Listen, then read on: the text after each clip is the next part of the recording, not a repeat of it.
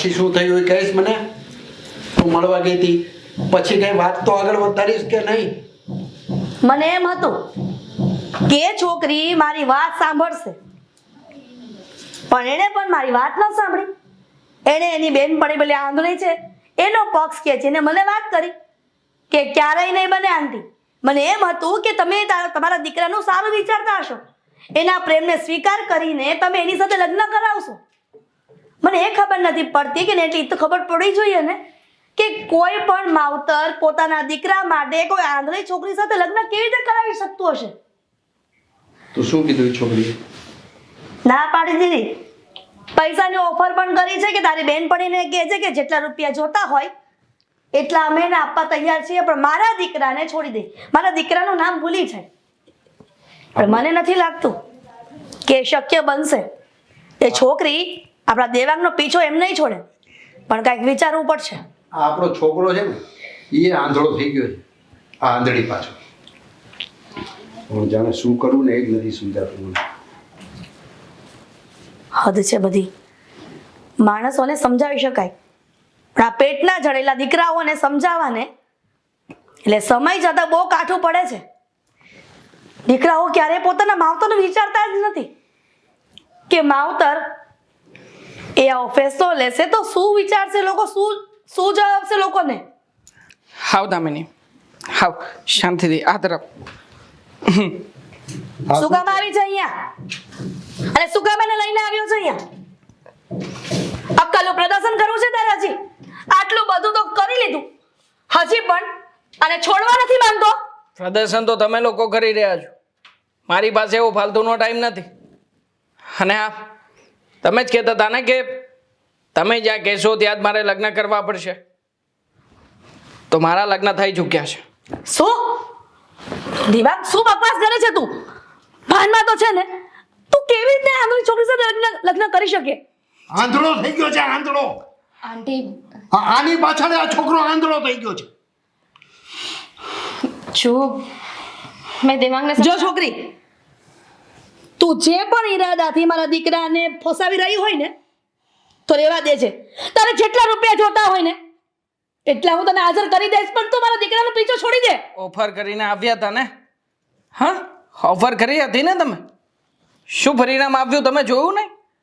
કદાચ હજી વધારે ડબલ રૂપિયા કરવા હોય ને તમારે આખી મિલકત એના નામે કરવી હોય ને મમ્મી, તો કરી દેજો.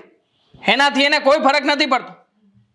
એ છોકરી અને મારી વચ્ચે પૈસાનો કે શરીરનો જ સંબંધ નથી. અમે લોકો આત્માથી જોડાયેલા છીએ. અમે બંને એકબીજાને પ્રેમ કરીએ છીએ અને એટલા માટે જ. પ્રેમ પ્રેમ પ્રેમ દેવાંગ, પ્રેમ શબ્દ અઢી અક્ષરનો છે, પણ એનો મતલબ એવો નથી કે પોતાનું પાત્ર વ્યવસ્થિત ન શોધવું, પોતાના મા બાપનું, સમાજનું કે પરિવારનું પણ વિચારવું નહીં. શું ખામી છે આનામાં? દેવાંગ જોઈ નથી શકતી એટલી જ વાત છે ને? તમે લોકો તો હાથ ધોઈને પાછળ પડી ગયા છો મારી.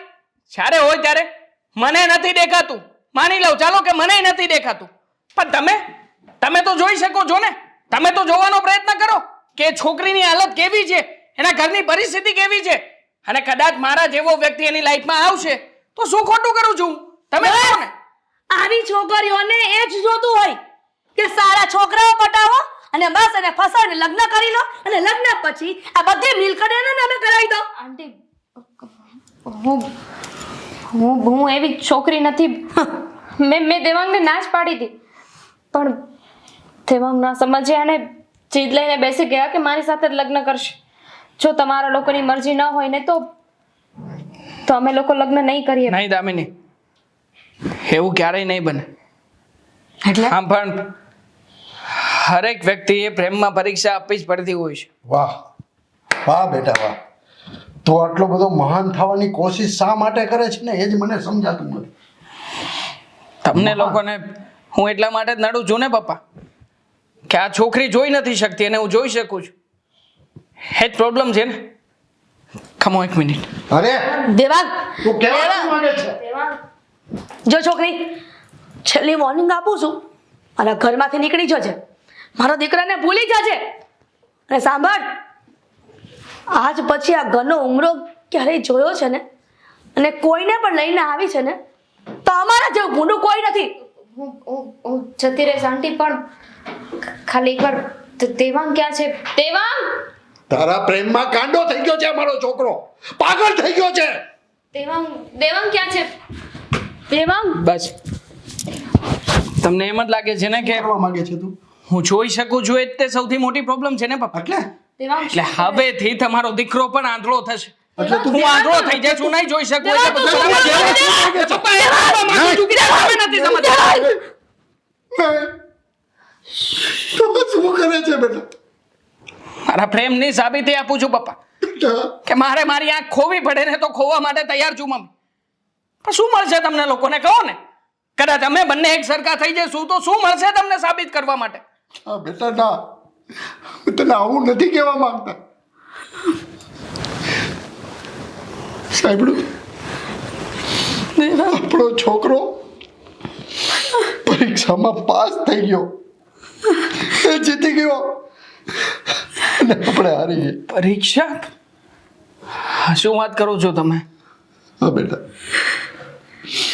મને તો એમ કે તમારો પ્રેમ આજકાલના છોકરા છોકરી જેવો હશે.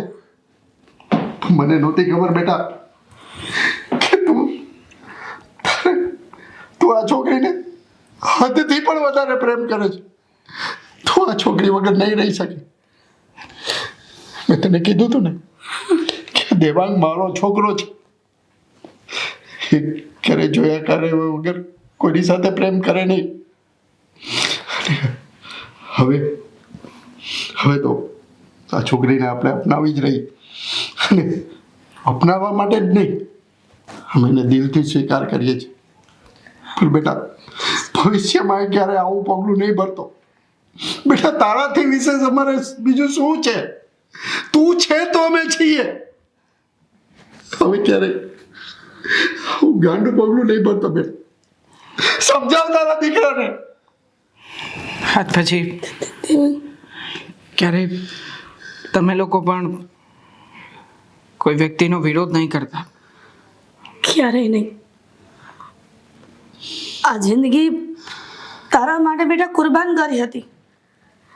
તારા માટે પેટે પાટા બાંધ્યા છે, તો તારી ખુશી માટે અમે આટલું કુરબાન ન કરી શકીએ. કાંઈ વાંધો નહીં. તારે આ છોકરી સાથે લગ્ન કરવા છે ને, તો અમે ધામધૂમથી કરાવી દઈશું. ધામધૂમથી. સાંભળ્યું ને દામિની, મમ્મી પપ્પા શું કહી રહ્યા છે? અને સાંભળ, આપણી થનારી વહુ આપણા ઘરે પહેલી વાર જ આવી છે. એના કંકુ પગલા કરો. હા, લક્ષ્મીજી છે, સાક્ષાત લક્ષ્મી. કંકુ પગલાની હું તૈયારી કરું છું. બેસ બેટા. બેસ નીચે શાંતિથી. હા